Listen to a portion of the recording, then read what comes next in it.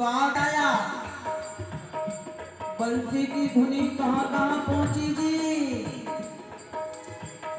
बांसुरी की तान तीनों लोकान में छाई गई। देवनर नाग ऋषि मुनि मन भाई गई, मुनि मन भाई गई। बांसुरी की तार तीनों लोकान में छाई गई। देवनर नाग ऋषि मुनि मन भाई गई, मुनि मन भाई गई। बांसुरी की तान तीनों लोकान में छाई गई। देवनर नाग ऋषि मुनि मन भाई गई, मुनि मन भाई गई। लोक यमुना को चले चंदा भूलो चाल है। लोक यमुना को चले चंदा भूलो चाल है। लोक यमुना को चले चंदा भूलो चाल है। ऐसो रंगीलो छेला मदन गोपाल है। ऐसो रंगीलो छेला मदन गोपाल है। कन्हैया ने जब बंसी को बजाया महाराज तो ध्यान भंग हो गया। किसका ध्यान छूटो ब्रह्मा को समाधि शंकर छूट गई। नारद को बीड़ा छूटो पार्वती रूठ गई, पार्वती रूठ गई। ध्यान छूटो ब्रह्मा को समाधि सिद्ध छूट गई। नारद को बीड़ा छूटो पार्वती रूठ गई, पार्वती रूठ गई।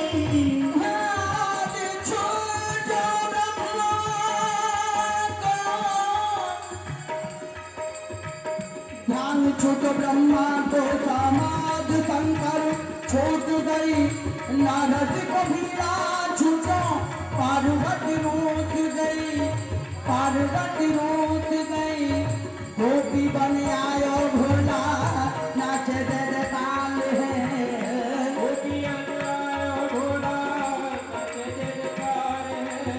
गोपी बन आयो भोला नाचे दे ताल है। ऐसो रंगीलो छेला मदन गोपाल है। ऐसो रंगीलो छेला मदन गोपाल है। कुंजन में ठाणोरी चनाव में भान है। तिरछी नजरिया पे मंद मुस्कान है, मंद मुस्कान है। कुंजन में ठाणोरी चनाव में भान है। तिरछी नजरिया पे मंद मुस्कान है, मंद मुस्कान है। हंस हंस हंस हंस छावे को निभावे ब्रजवाल है। हंस हंस छवि को निभावे ब्रजवाल है। हंस हंस छवि को निभावे ब्रजवाल है। ऐसो रंगीलो छेला मदन गोपाल है। ऐसो रंगीलो छेला मदन गोपाल है। बांसुरी बजावे चले ही मेरी चाल है। बांसुरी बजावे चले ही मेरी चाल है।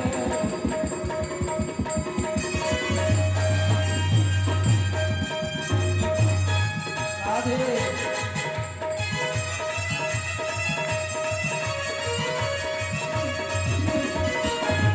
जय हो।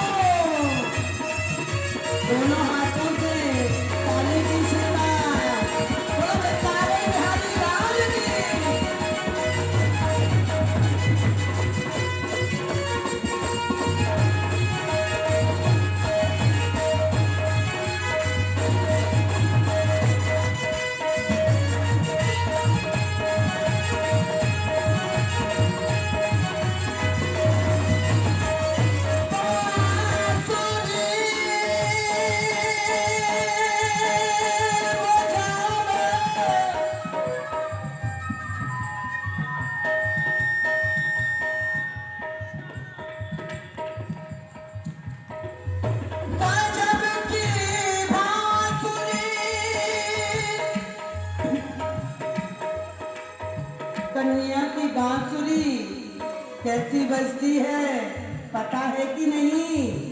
आप लोग तालियों का सहयोग करते रहो। रात में बैठे हो, लीला का दर्शन कर रहे हो।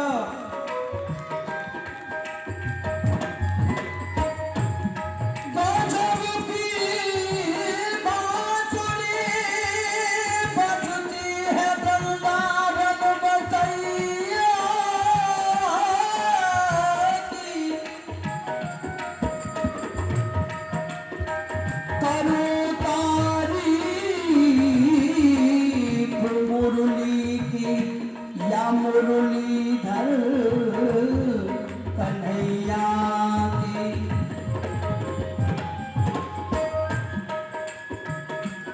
जहाँ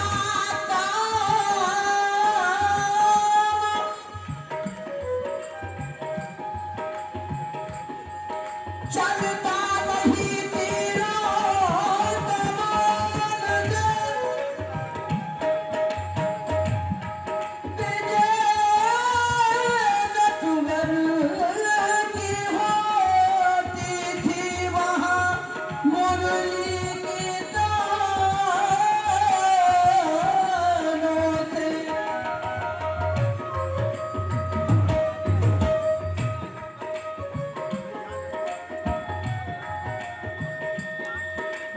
वृंदावन के राजा दोनों।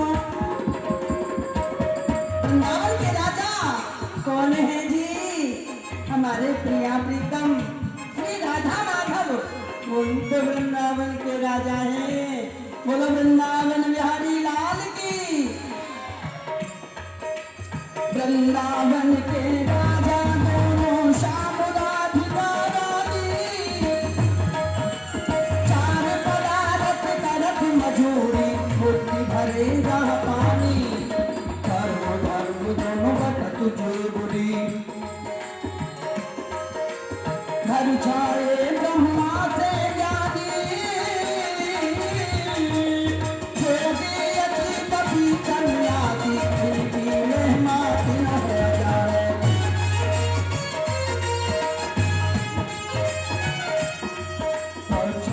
हरे वेद पुराण लगुनिया, हरे वेद पुराण लगुनिया, काम सगुनिया बादी,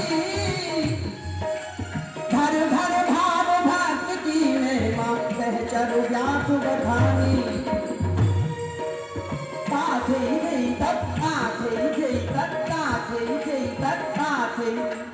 दो तीन पाँच छह सात आठ था तक तक सामना कथा तक तक सामना कथा क्या हूँ?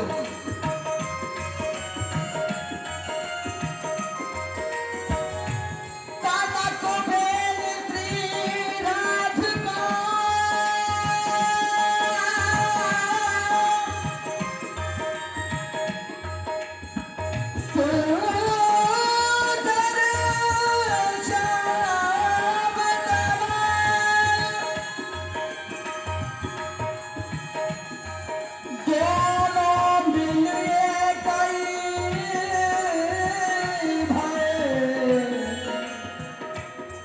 श्री राधा वल्लभ लाल।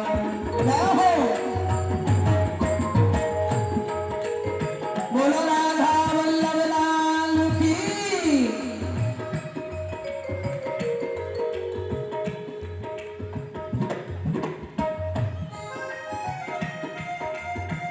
किशोरी तेरे चरणन की रज पाऊं, देखो रहूं कुंजन के कोने श्याम राधिका गाऊं। भक्त क्या चाहता है? कभी वृंदावन गए हो या नहीं? वृंदावन कोई साधारण भूमि नहीं, हमारे प्रिया प्रीतम की प्रीणा स्थली है, राम स्थली है। इस पृथ्वी से अलग है वो, उसको बोला जाता है गोलोक धाम। तो संत क्या मांगते हैं किशोरी जी से? कहते हैं किशोरी तेरे चरमन की रजपा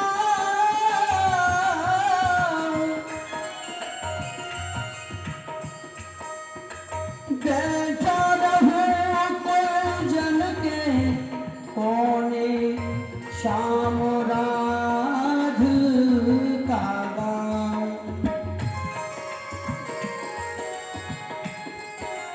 यारज को संता हित कर सक यारज को। इस रज के लिए कौन कौन प्रयास कर रहा है, कौन कौन तरस रहा है, बताते हैं। यारज को संता हित कर सक सूरज शीत चढ़ाओ व्यास स्वामी की छवि निभू विमल विमल यश गाऊं कुशल के।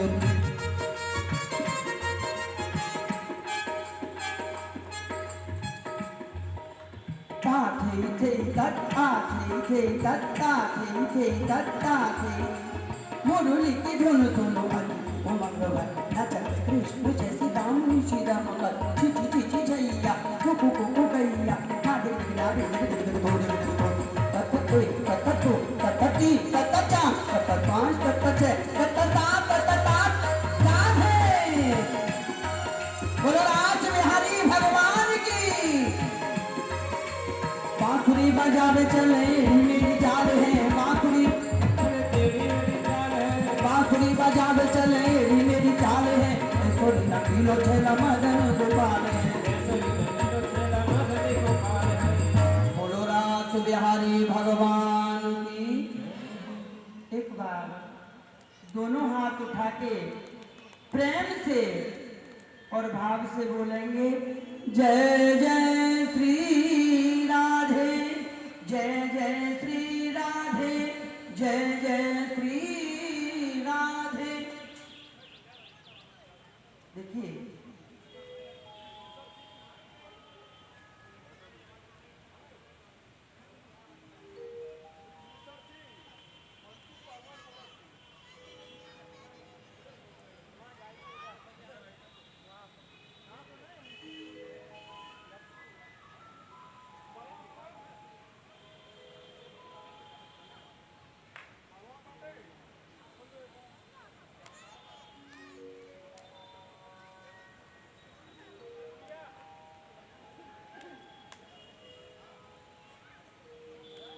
ये जय जय श्री राधे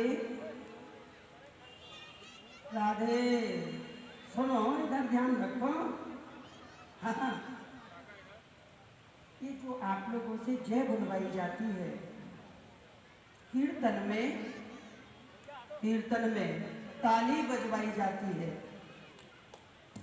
इसके पीछे क्या कारण है, क्यों बजाते हैं? देखिए हमारा जो मुख है वो ठाकुर जी का नाम लेने से पवित्र होता है। और कीर्तन में जब भाव से हम इस तरह से ताली बजाते हैं ना तो आप पंडित जी को दिखा के आना कीर्तन में ताली बजाने से पहले। अब एक तो होता है वैसे ही बजाना, कह दिया सब लोग बजा रहे तो हम भी बजा रहे, नहीं, तन्मयता से भाव से आप कीर्तन में ताली बजाना। ताली बजाने से पहले पंडित जी को हाथ दिखाना और जब कीर्तन में ताली बजाओ भाव से फिर जाके पंडित जी को दिखाना तो हमारे हाथ की जो गलत रेखाएं ना वो अच्छी हो जाती है। जय जय श्री राधे क्यों कराते हैं हम? आपने देखा होगा महारानी द्रौपदी का जिस समय वस्त्र हरण हो रहा था 10,000 हाथियों का बल रखने वाला वह दुशासन महारानी द्रौपदी के चीन को खींच रहा था। महारानी द्रौपदी की आंखों में आंसू, द्वारकानाथ को पुकारने लगी कि द्वारकानाथ मेरी रक्षा करो, मेरी सहायता करो। परंतु द्वारकानाथ ने देखा इस तरह से धोती को पकड़े द्रौपदी और बोल रही है द्वारकानाथ मेरी रक्षा करो। द्वारकानाथ ने भी विचार किया, अभी इसको अपने बल के ऊपर भरोसा है, परंतु दूसरा समझो 10,000 हाथियों का बल रखता है। वो फिर खींचने लगा तो महारानी द्रौपदी ने एक हाथ से धोती को पकड़ा और एक हाथ को ऊपर करके बोली, हे द्वारकानाथ मेरी रक्षा करो। द्वारकानाथ ने विचार किया, अभी भी द्रौपदी को अपने बल के ऊपर विश्वास है, तभी तो एक हाथ से धोती को पकड़े हैं। परंतु महारानी द्रौपदी ने देखा, अरे ये मेरी लाज तो ऐसे भी गई और ऐसे भी गई। तो दोनों हाथ उठा के जैसे ही महारानी द्रौपदी ने द्वारकानाथ को पुकारा, उसी समय द्वारकानाथ ने द्रौपदी के लिए वस्त्रों का ढेर की ढेर लगा दिया। वो 10,000 हाथियों का बल रखने वाला दुशासन हार गया, परंतु महारानी द्रौपदी का वस्त्र धोती कम नहीं हुई। समर्पण भाव से जब हम जय जय श्री राधे बोलते हैं, समर्पित हो जाओ। कोई भी आपने देखा होगा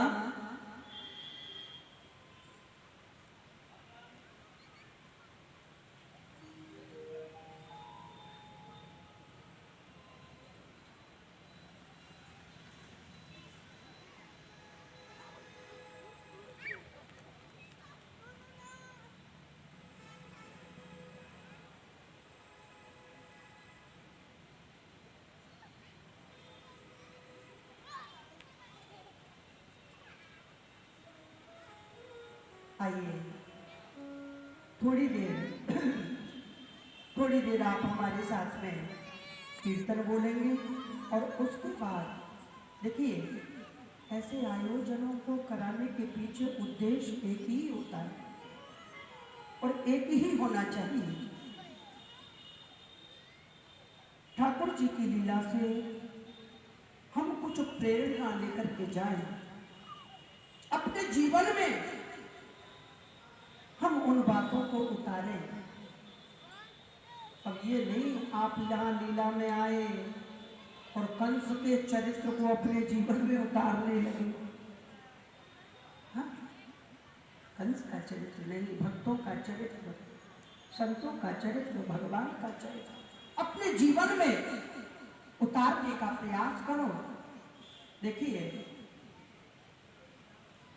राम जी के जो चरित्र थे, राम जी का जो चरित्र था, उसका प्रत्येक व्यक्ति को अनुकरण करना चाहिए। राम जी के चरित्र का अनुकरण करना चाहिए और कृष्ण जी के जो चरित्र हैं उनका केवल चिंतन करें। ये नहीं अरे कृष्ण ने भी, आजकल सुनते हैं हम, अरे कन्हैया ने भी तो रास किया, हम भी रास करें तो क्या है। अरे भैया वो भगवान थे, आत्मा का पति परमात्मा हुआ करता है। कृष्ण ने हमेशा ये दर्शाया कि मैं कोई साधारण नहीं, मैं भगवान हूं। राम जी ने अपने चरित्र में दर्शाया मैं साधारण प्राणी हूं। उन चरित्रों का अनुकरण करना चाहिए और कृष्ण के चरित्रों का चिंतन करना चाहिए, तो हमारा सहज में ही कल्याण हो जाएगा। आज भक्तमती मीराबाई जी का बड़ा सुंदर चरित्र अभी आप दर्शन करेंगे। मीरा जी पूर्व में एक सखी थी, इनका विवाह गोकुल गांव में हुआ। जैसे ही ये विदा होने के लिए जा रही थी तो इनकी माँ ने इनसे कहा, पुत्री तुम गोकुल के लिए जा रही हो, तुम्हारा विवाह गोकुल में हुआ है, परंतु मेरी एक बात का ध्यान रखना, तुमको यदि नंद नंदन श्री कृष्ण कहीं मिल जाए तो भूल के भी तुम अपना मुख कृष्ण को नहीं दिखाना। पुत्री भूली थी, माँ की बात को सुना, गोकुल के लिए विदा हुई। मार्ग में कन्हैया ग्वाल वालों के साथ गाय चरा रहे थे, तभी देखा रथ आ रहा है। तो कहा कन्हैया ने, तो छलिया है ना, तो बोले भाभी अपना मुंह दिखा दो ना हमको, हे भाभी अपना मुंह दिखा दो। परंतु उस गोपी को अपनी माँ की बात ध्यान थी, कन्हैया को अपना मुंह नहीं दिखाया। कन्हैया ने कहा जा भाभी, एक दिन वो आएगा तू मेरा मुंह देखने के लिए तरसेगी, परंतु तुझे मैं अपना मुंह नहीं दिखाऊंगा। ऐसा ही हुआ। ब्रजवासी देवराज इंद्र का पूजन किया करते थे, परंतु कन्हैया ने देवराज इंद्र का पूजन छुड़वा करके, आप गिरिराज जी गए होंगे, श्री गिरिराज महाराज का पूजन ब्रजवासियों के द्वारा करवाया। एक रूप से कन्हैया पूजे और दूसरे रूप से स्वयं पुजारी बन करके ब्रजवासियों से गिरिराज महाराज को पुजवाया। देवराज इंद्र कुपित हो गए, ब्रज के ऊपर घोर वर्षा करने लगे। उसी समय सभी ब्रजवासी घबरा करके कन्हैया के पास गए। अरे ओ कृष्ण, हमने तेरे कहने से देवराज इंद्र का पूजन छोड़ करके ये तुम्हारे गिरिराज का पूजन किया, परंतु देखो देवराज इंद्र कुपित हो गए हैं, हमारे ब्रज को बहा देंगे। कन्हैया ने कहा चिंता क्यों करते हो, जिस गिरिराज पर्वत का तुमने पूजन किया है वही तुम्हारी सहायता भी करेंगे, रक्षा भी करेंगे। 7 कोस के पर्वत को छोटे से बाल कृष्णलाल ने अपनी कनिष्ठ का उंगली पर धारण किया। सभी ब्रजवासियों को वहां बुलाया। सभी ब्रजवासी गिरिराज पर्वत के नीचे आकर के छुप जाते रहने लगे। उसी समय वो गोपी भी आई, कन्हैया के चरणों में गिर गई, दोनों आंखों में आंसू। वो गोपी प्रार्थना करती है, हे कृष्ण, हे नंद नंदन, मेरे अपराध को क्षमा कर दे।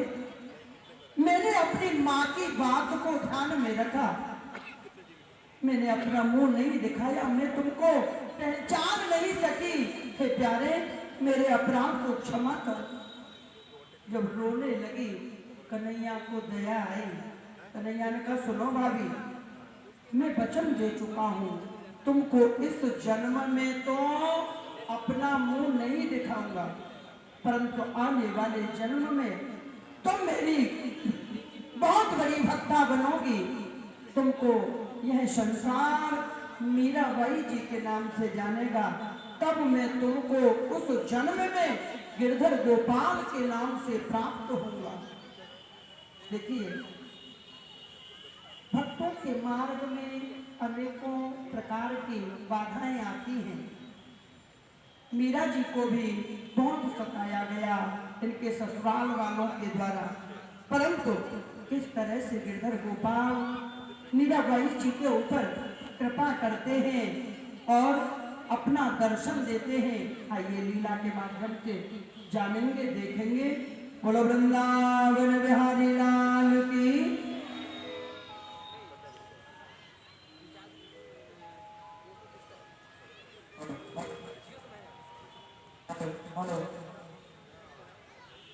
हेलो हेलो, सब लोग एक बार जोर से बोलेंगे राधे राधे।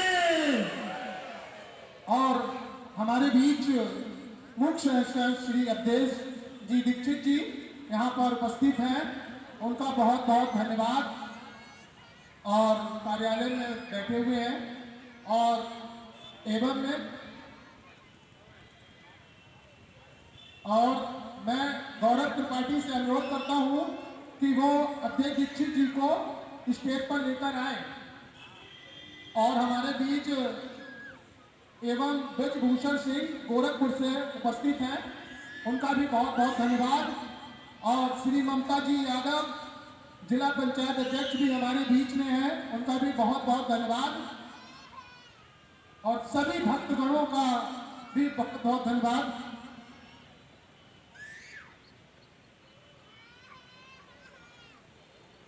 कार्यक्रम प्रभारी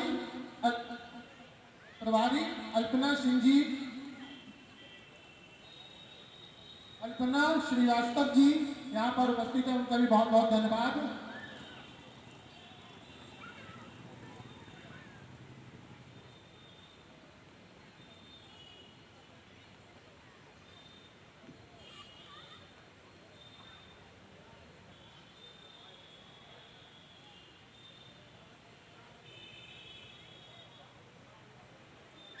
सॉरी, ब्रजभूषण सिंह मंटू पहलवान, इनका पूरा नाम है।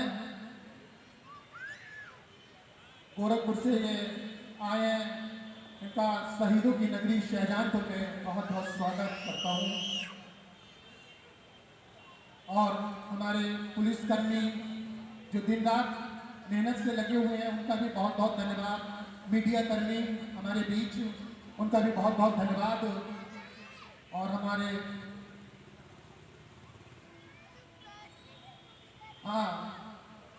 थोड़ा सा पहले दर्शन हो जाएं। दो शब्द हमारे बीच अवधेश जी उपस्थित हैं, दीक्षित जी 2 शब्द कहेंगे।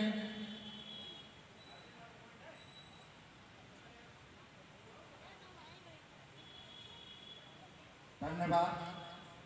इतना वृद्ध आयोजन के लिए जो भी समस्त आयोजक हैं उनको तहे दिल से धन्यवाद करना चाहता हूँ। इतना बड़ा आयोजन इस रामलीला मैदान में जिनके सहयोग से यहाँ पर किया जा रहा है, और यहाँ पर उपस्थित सभी लोग जो यहाँ अपना कीमती समय निकालकर इस ब्रज रामलीला के आयोजन को सफल बनाने के लिए जो उपस्थित हुए हैं, उनका भी तहे दिल से धन्यवाद करना चाहता हूँ। कोई भी कार्यक्रम, कोई भी आयोजन, कोई भी लीला, कोई भी रासलीला होती है, उसका मकसद होता है समाज को दिशा और दशा देने के लिए, और ऐसे आयोजन लगातार होते रहते हैं जिससे हमारी नई पीढ़ी, आने वाली पीढ़ी, बच्चे सभी लोग उससे प्रेरित होकर अपने संस्कृति और समाज के बारे में जानते हैं और जागरूक होते हैं। और इस तरह के आयोजन के लिए सभी लोगों को आगे बढ़ चढ़ कर हिस्सा लेना चाहिए, और हम लोग का सबका ये हमेशा प्रयास रहना चाहिए कि ऐसे आयोजन लगातार होते रहें।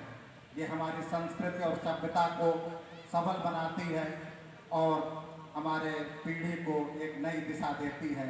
और ज़्यादा ना कुछ कहकर, क्योंकि आयोजन इतना बढ़िया और वृद्ध हो रहा है, यहाँ पर औचित्य नहीं है किसी भाषण या उसकी, लेकिन कई आयोजकों ने के आग्रह पर मुझे बोलना पड़ा, और मैं पुनः सभी आयोजकों को, सभी ऑडियंस को और जो लोग यहाँ रासलीला कर रहे हैं उनको मैं बहुत बहुत धन्यवाद और बधाई देना चाहता हूँ।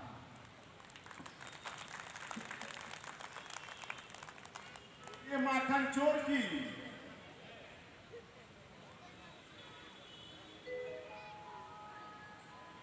बोलो वृंदावन बिहारी लाल की।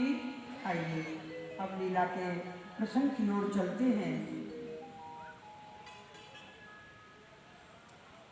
मीरा जी अपनी माँ के साथ सत्संग में जाती हैं।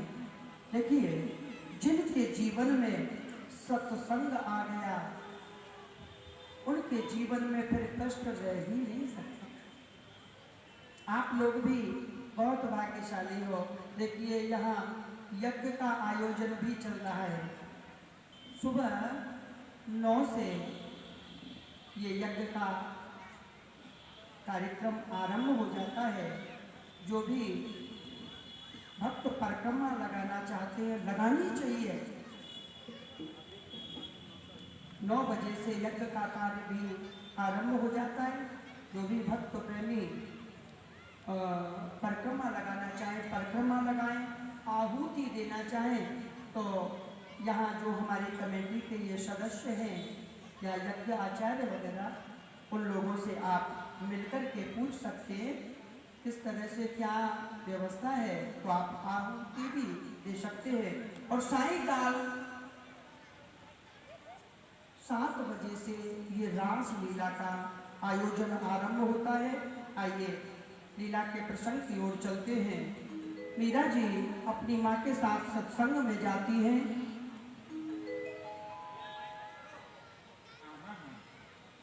आज तो हमारे लिए परम सौभाग्य की बात है जो संत भगवान हमारे बाग में पधारे हैं। सुत दारा और लक्ष्मी पापी हूँ घर होए, संत समागम हरि कथा तुलसी दुर्लभ दोए। इस संसार में संतों का दर्शन मिलना बड़ा ही कठिन है। आज संत भगवान हमारे बाग में पधारे हैं, तो क्यों ना मैं उनके दर्शन के लिए चलूं। संतों का दर्शन भी प्राप्त होगा और सत्संग का भी लाभ मिलेगा। अपनी पुत्री मीरा को भी लेकर के चलती हूँ। बेटी मीरा,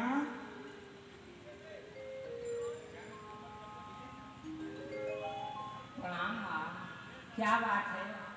बेटी आज हमारे बगीचे में संत भगवान की टोली पधारी है। चलो उनके दर्शन करके आएंगे और संतों के पास में बैठ करके थोड़ा सत्संग भी श्रवण करेंगे। क्यों नहीं माँ, मैंने भी सुना है बड़ी सत्संग की महिमा, सुनी है सिद्ध संतों से, की जाती है माँ पुष्टि रामायण आदि ग्रंथों से। मुझे भी ले चलो जननी उस पावन अवंगा में, जहाँ तर गए लाखों पापी, उस